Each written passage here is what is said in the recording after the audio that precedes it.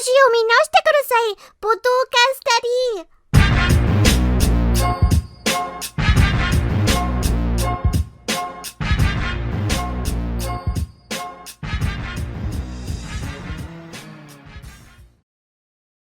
You know, most of the times as gamers, we get a really bad rap for being just toxic people. Going into game lobbies and yelling at each other, saying the most abhorrent things I can name on both hands, both feet, everybody's feet and hands that I encounter on a daily basis. I can count on all those of how many times I've been called a racial slur. My mother has been insulted. The multiple times that I've been told that I'm going to get raped in a back alley by somebody, no reason why, they just lost a match, or I didn't kill somebody in the right point of time, and we just accept that as gamers. We talk shit to each other, we will insult each other, we will bash other games, we will go to Steam reviews and say this game sucks, it's awful, the player base is toxic, and we accept that, you know, because gamers, we're kind of dickheads when it comes to our favorite game. But there's always one point, no matter what happens, no matter what video game you play on, what console you play on, if you play on mobile, PC, Xbox 360, Xbox One, the list goes on and on. If a very, very prominent voice actor or someone big in the community dies, all fire is ceased. And we lay down whatever weapons we have, we lay down whatever toxic words we have, and we show respect. We do not insult the dead of that video game. We do not, we just, as a community, do not go after that game for a while, or don't insult it. Let them grieve a voice actor that was very prominent in their game. Now, who I am talking about is Lance Reddick. Lance Reddick passed away last week. And of course, the Destiny 2 community is taking a massive loss. They're saddened by this because not only was he a very prominent, very, very prominent actor as well, actor and voice actor, but he was a very, very special character in Destiny 2. So of course, you know, with the loss of this, Destiny 2 players have been mourning the loss and going to his going to his character in Destiny 2 and paying respects and just making it a big thing, which they deserve to, because this man loved Destiny 2 and he was a part of it, so that he deserves the respect. All over TikTok for the last week, I have seen nothing but other gaming communities come up and say, brothers, we respect you, you know, we will have your back in these trying times. You guys mourn the loss of your captain. You guys mourn the loss of a wonderful actor, a wonderful person in this community. We will forever be by your side. And I don't just mean other FPS games like Halo or Call of Duty or just any other FPS game that exists. I mean all video game like fan bases, even really toxic ones. You know?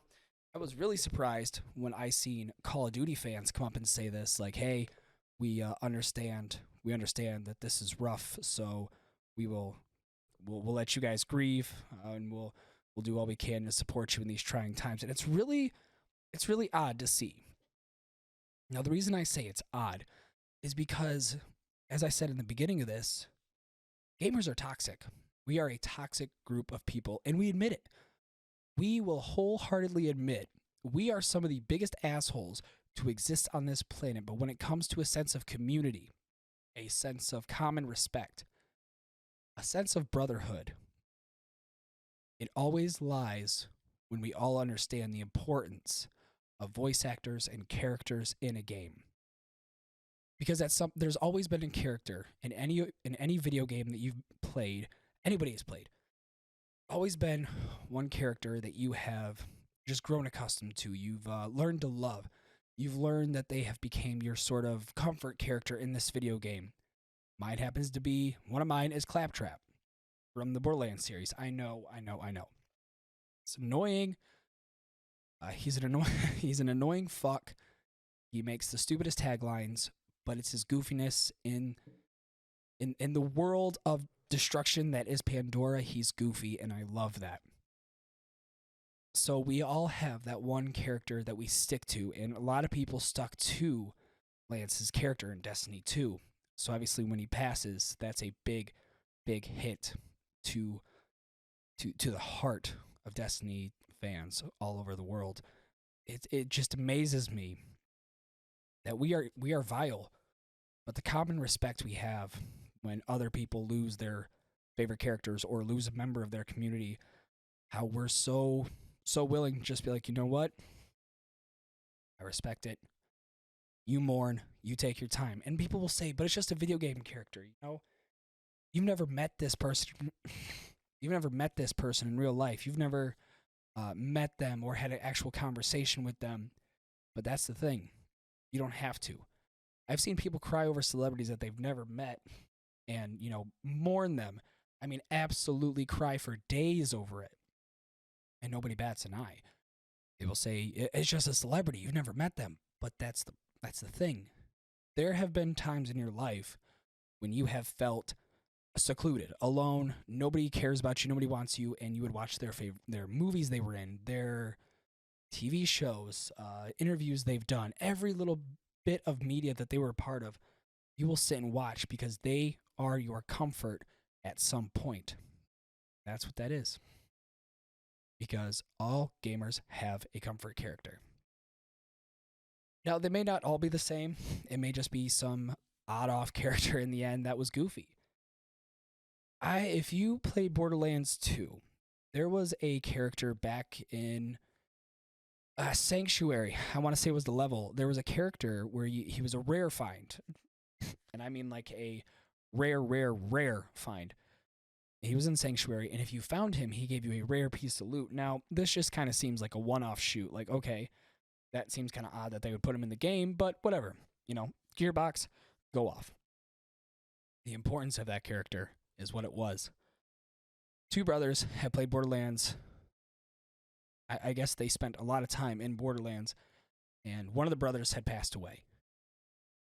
And the guy's brother sent a long email to Gearbox saying, hey, thank you guys very much for bringing me and him closer together. We played so many hours of this game. I just want to say thank you. So Gearbox understood that this guy's grieving process was very heavy, and they took the past brother's name and made him into a character in Borderlands 2, and I think that is the most wonderful thing you can do in memoriam to such a big thing in the community. And I hope, again, this is hope. This is not, I know it's going to happen. I'm not part of Destiny 2, the Destiny 2 community, so I don't really have an insight on this. But if they do, I really hope they put up a memoriam so people can mourn in the right way in a video game. As always, I will say this: it's never seen a voice actor in a very loved video game pass away. It's unfortunate seeing a voice actor pass away in any form of media that has touched people pass away. It's very it hurts. It hurts, and it's very weird to process and explain it to people. That's the problem. You don't know how to explain to somebody that you're sad or upset because one of your character's favorite voice actor died. It's hard to explain. But to all the Destiny 2 fans, to all the fans of Paradise PD and anything made by those people, to any of the fans that were just fans of Lance in general, myself, Podcast Daddy, everybody over at VT Network, we will let you mourn, and we hope that the grieving process goes very fast. And to Lance's family, sorry for your loss. But just remember, folks, we as gamers will always talk shit. We will always be toxic. We will always be mean to each other. We will always talk shit about other communities that are not ours, that we think are just absolute pieces of shit. But when it comes to the passing of an important person in that community, we lay down our guns, we stop the violence, we hold our words, and we let them mourn like normal adults. Ladies and gentlemen, this has been another episode of the Podcast Daddy Variety Show. I thank you very, very much for tuning in today. I am your host, as always, the podcast daddy. If you want to find my slow decline into madness, go to twitter.com/enoughsnuff. If you would like to see this beautiful face right here, go to instagram.com/podcastdaddy. If you would like the video version of this, go to youtube.com/podcastdaddy. And you can find this podcast anywhere podcasts are listened to. Also, I am on another show. I'm the co-host of VT Network, a talk show about video games and entertainment. We don't talk about politics or religion because enough fucking shows do that, and we don't need another one. That's every Sunday, 3 p.m. Eastern Standard Time over on the VT Network YouTube channel. Now I'm going to give this thing the proper send-off. Everybody, have a wonderful day. Have a lovely evening, and as always, keep your balls clean.